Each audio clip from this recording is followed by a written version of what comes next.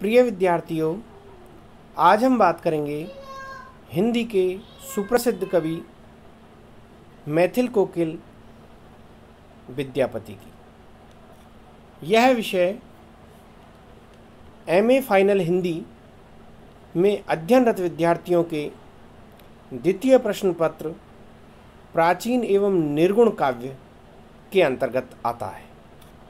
मैं डॉक्टर बालकृष्ण शर्मा, सहायक आचार्य Hindi, MSJ college Bharatpur, आपके समक्ष विद्यापति का सर्वप्रथम जीवन परिचय रख रहा हूँ। विद्यापति ठाकुर का जन्म दरभंगा जिले के बिस्पी नामक गांव में ब्राह्मण परिवार में हुआ था। इसका नाम पहले गढ़ बिस्पी था। कवि के गुणों से प्रसन्न होकर महाराज मिथिलेश शिवसिंह ने इसी ग्राम को अपने राज्याभिषेक के अवसर पर कवि को दान दिया था। इनके वंशधर बहुत दिनों तक इस ग्राम में बसते रहे। अंग्रेजी सरकार ने अपने सर्वे में यह गांव उनसे छीन लिया था।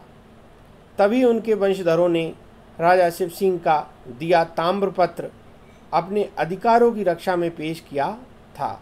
इस पर बहुत वाद विवाद हुआ।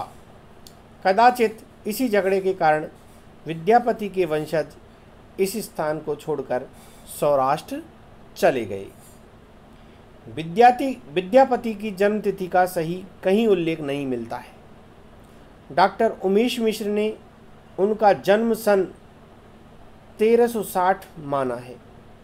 उनका आधार मिथिला के राजाओं का संक्षिप्त इतिवृत्त है, जिनके दरबार में कवि ने सारा जीवन व्यतीत किया था। विद्यापति के पिता गणपति ठाकुर राजा गणेश्वर के सभासद थे और ऐसा माना जाता है कि वे अपने पुत्र को राज दरबार में ले जाया करते थे। उस समय विद्यापति की उम्र लगभग 10 या 11 साल रही होगी। गणेश्वर के बाद मिथिला के राजा कीर्ति सिंह हुए।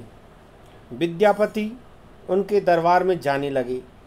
मालूम होता है उनके दरबार में ये अधिक दिन रहे होंगे, क्योंकि कीर्ति सिंह के नाम पर इन्होंने अपना पहला ग्रंथ कीर्तिलता लिखा था। कीर्तिलता में उन्होंने तत्कालीन मिथिला का चित्रण किया है। वह न केवल हृदयद्रावक बल्कि भयोत्पादक भी है। असलान नामक सुल्तान द्वारा गणेश्वर की छलपूर्वक हत्या किए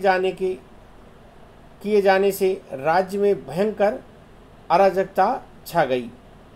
जनता दारिद्र्य की शिकार हुई। घोर सांस्कृतिक अधपतन भी हुआ। कवि भिखारी बनकर मारे मारे फिरने लगे। इससे यह अनुमान होता है कि कवि की किशोर अवस्था दुखपूर्ण परिस्थितियों में व्यतीत हुई होगी। तभी उन्होंने अपने संभ्रांत और प्रसिद्ध वंश के किसी व्यक्ति का उल्लेख नहीं किया। कीर्ति सिंह के बाद जब शिव सिंह के पिता देव सिंह राजा हुए, तब भी राज्य शासन का भार शिव सिंह के कंधों पर ही था और विद्यापति उनके अंतरंग सखा थे और अंतिम समय तक उन्हीं के पास रहे। ये कवि के जीवन का सर्वाधिक उल्लासपूर्ण समय था। शिव सिंह राजा और लखिमा देवी रानी। लखिमा का सौंदर्य और बुद्धि अपार थी। वह पटरानी कवयित्री थी। मृत्युकाल के विषय में जानते हैं विद्यापति की। विद्यापति का मृत्युकाल भी जन्मकाल की तरह संदिग्ध है। उनका थोड़ा बहुत अनुमान ही लगाया जा सकता है। भैरव सिंह के बाद विद्यापति की कोई चर्चा नहीं है, अतः अनुमान किया जा सकता है कि भैरव सिंह के राज्यकाल में ही विद्यापति की मृत्यु हुई होगी।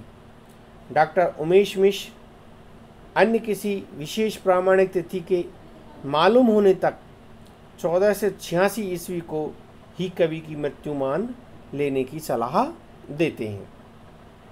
अब हम बात करते हैं विद्यापति के कृतित्व की। डॉक्टर सियाराम तिवारी लिखते हैं कि विद्यापति जिस महत्व के अधिकारी हैं, उस दृष्टि से वे हिंदी साहित्य में एकमात्र व्यक्ति हैं। वे उस चौराहे पर आसनस्थ हैं जहां से साहित्य के विभिन्न पथ निकलते हैं। ऐसा कोई दूसरा व्यक्ति दृष्टिपथ में नहीं आता जो एक साथ इतनी साहित्यिक धाराओं के मूल में स्थित हो। उनकी तीनों परवर्ती साहित्यिक धाराएं, वीरगाथा, भक्ति और रीति, उनके साहित्य में बीजभूत हैं। अपने पूर्वजों की तरह विद्यापति भी संस्कृत के प्रकांड पंडित थे। संस्कृत के अतिरिक्त प्राकृत, अपभ्रंश और नित्य प्रति व्यवहार में आने वाली मातृभाषा मैथिली पर भी उनका समान अधिकार था। प्राकृत को छोड़कर भाषा के सभी रूपों को उन्होंने अपने साहित्य सृजन का माध्यम बनाया। भाषा की दृष्टि से इनकी रचनाओं को हम 3 भागों में बांट सकते हैं। ये 3 भाग हैं: पांडित्यपूर्ण काव्य, आश्रित काव्य और जनसाधारण का काव्य। अब हम इनका पृथक पृथक विवेचन करते हैं। सर्वप्रथम हम देखते हैं कि इनके पांडित्यपूर्ण काव्य के अंतर्गत कौन कौन से आते हैं। इस भाग में समस्त संस्कृत रचनाएं आती हैं। उनकी संख्या 11 हैं और उनको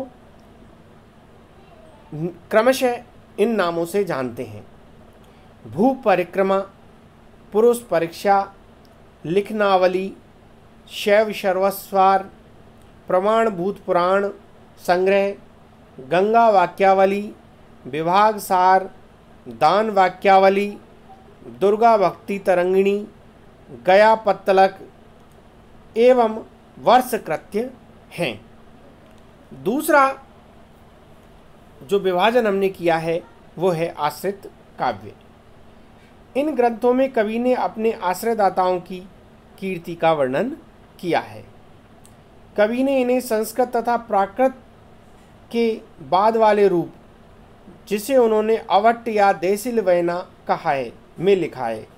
इस भाषा पर संस्कृत की छाप है और प्राकृत की अपेक्षा पाली का अधिक प्रभाव मालूम होता है।